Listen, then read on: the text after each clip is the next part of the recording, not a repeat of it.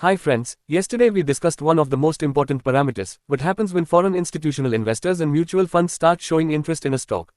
Today, we will take this discussion forward and look at the stocks that were impacted positively after institutional stake increased. These companies delivered strong returns in both quarters of FY26 and attracted growing confidence from large investors. We begin with Cupid, one of the biggest outperformers this year. The stock surged 420%, rising from 63 rupees to 329 rupees. It gained 69% in April to June and 100% from July to September. Foreign institutional investors hold 2.58% and mutual funds hold 0.16%.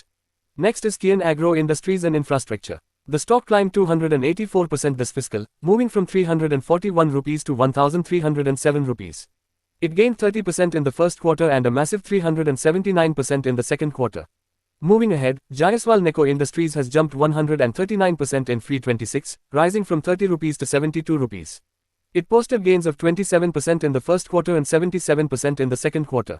Foreign institutional investors hold 1.07% and mutual funds hold 0.19%.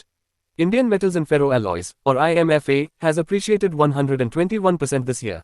The stock moved from 610 rupees to 1348 rupees. It gained 29% in the April to June quarter and 40% between July and September. Foreign institutional investors hold 3.69%. Next is Lumax Industries, which has also delivered strong performance. In FY26 so far, the stock is up 122%, rising from 2,524 rupees to 5,593 rupees. It gained 44% in the April to June period and 38% in July to September. Foreign institutional investors hold 1.13% and mutual funds hold 5.69%. Timex Group India has risen 119%, increasing from 154 rupees to 339 rupees.